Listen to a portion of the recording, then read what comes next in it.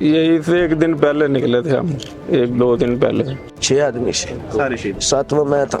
9 dead bodies हमारे पास लेकर आए, जिनको गोलियां लगी थी, फायर आर्म था सबका।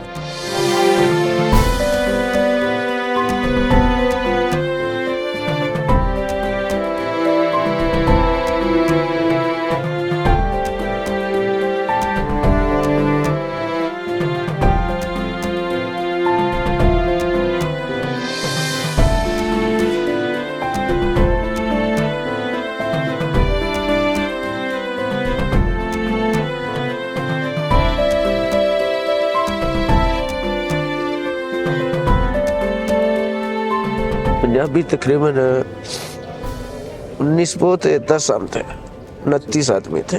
तकरीबन 2-3 और थे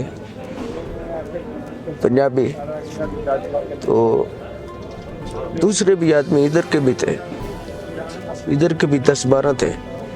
वो फिर ये जब हादसा हुआ वो फिर उतर गए, आगे जाके ना फिर उतर गए वो उधर से, बस उधर से वापस आती। वापस 2 आदमी उधर चढ़ा, तो चढ़ के बोलता है कि जो पंजाबी है ऊपर उठो।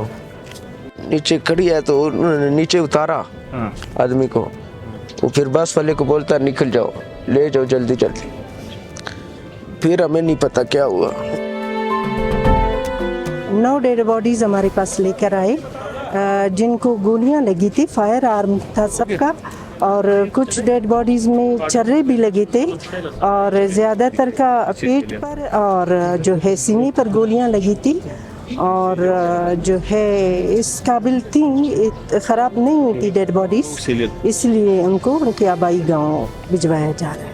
उम्र तकरीबन 25-26 साल के ज़्यादातर थे नौजवान, और जो है 1-2 30-32 साल के भी बंदे थे जिनकी डेड बॉडीज थी, बस, और कोई किसी खातून की नहीं थी।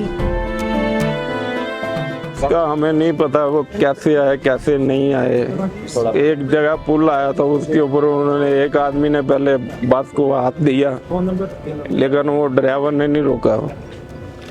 मैं सेंटर में बैठा हुआ था बस के, तो वो जो आगे शाह लोग बैठे थे वो भी ज़ियारतों पे जा रहे थे, और वो आए हैं 2 आदमी अंदर, पंजाबी तुम पंजाबी हो, वो शाह लोग को पूछ रहा था। उन्होंने कहा हाँ पंजाबी है, तो पंजाबी है, लेकिन उनके साथ लेडीज थी और एक आधा बच्चा भी था शायद। तो वो जब अंदर आए और उन्होंने पीछे चला गया, हम सेंटर में बैठा, हम लेडीज के पीछे बैठा था।